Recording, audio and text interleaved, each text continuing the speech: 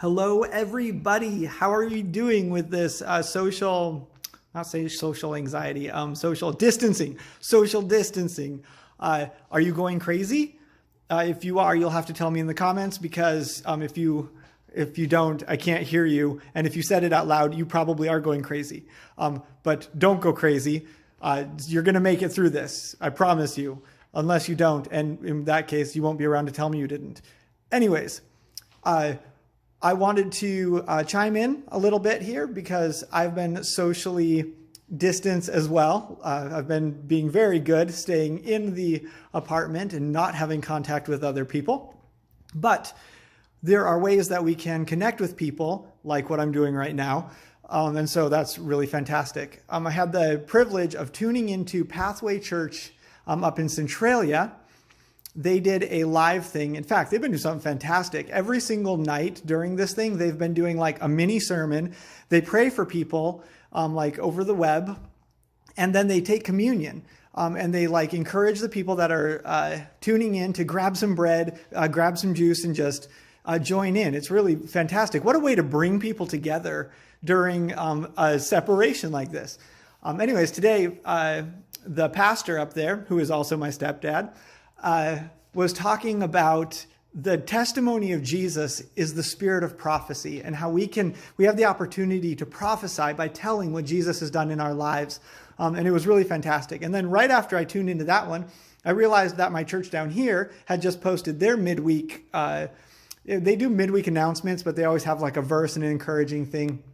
And Pastor Bob down here was talking about not just making it through this, but thriving in this, and being a representation of Jesus during this thing. Don't mope around the house, but be strong and thrive during this. And I just thought it was so fantastic that people are not giving in to the temptation to just mope and to be like, oh my gosh, what are we going to do? But they're rising above. They're being full of joy. They're being full of energy, and they're confident that they're going to make it through this thing.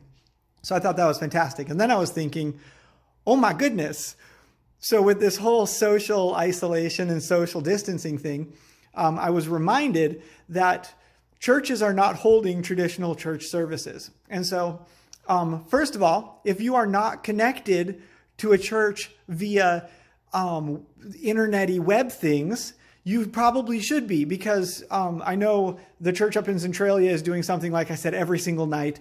My church down here is doing like their regular worship services. They're just pre-recording it on Saturday and putting it out on Sunday. And so I want to encourage you guys that if you're not getting into something, get into it. I just touched my face and I'm going to go hand sanitizer after this.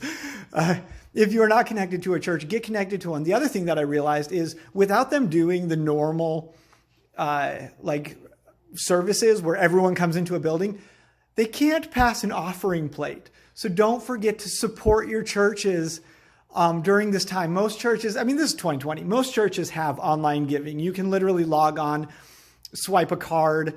Well, probably not swipe unless you have Square, which is very doable. But you can log on, you can give your tithe, give your offering online. And during times like this, it's especially important because just because we're not getting together and we're not having the services every day doesn't mean that the bills go away. It doesn't mean that the food pantry doesn't need to be stocked.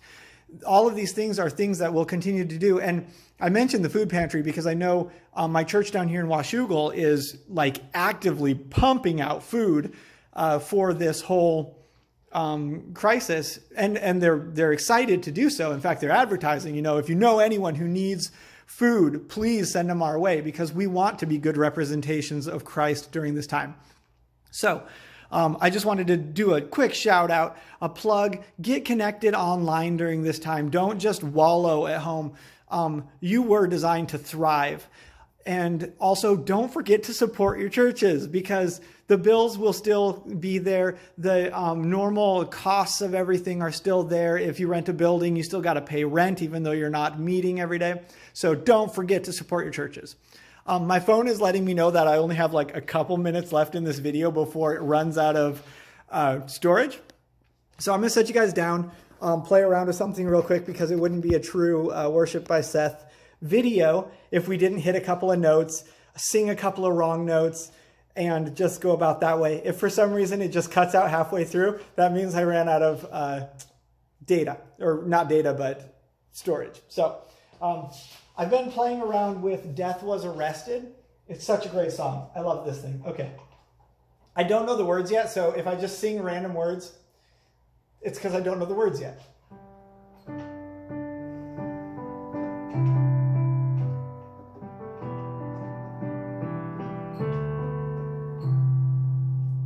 Alone in my sorrow and dead in my sin, lost without hope and no place to begin. Your love made a way to let mercy come in. When death was arrested and my life began, ash was redeemed, only beauty remains, and my orphan heart was given a name. My mourning grew quiet, my feet rose to dance, when death was arrested and my life began.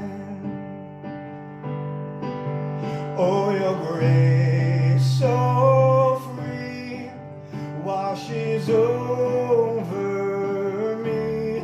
You have made me new, now life begins with you. Released from my chains, I'm a prisoner no more. My shame was a ransom he faithfully bore. He canceled my debt and he called me his friend. When death was arrested and my life began, death was arrested and my life began. Oh, your grace is so free, washes over me. You have made me new, now life begins with you. It's your endless love pouring down on us. You have made us new, now life begins with you. A Savior displayed on a criminal's tree, and darkness rejoiced as though heaven had lost. But Jesus arose with my freedom in hand when death was arrested and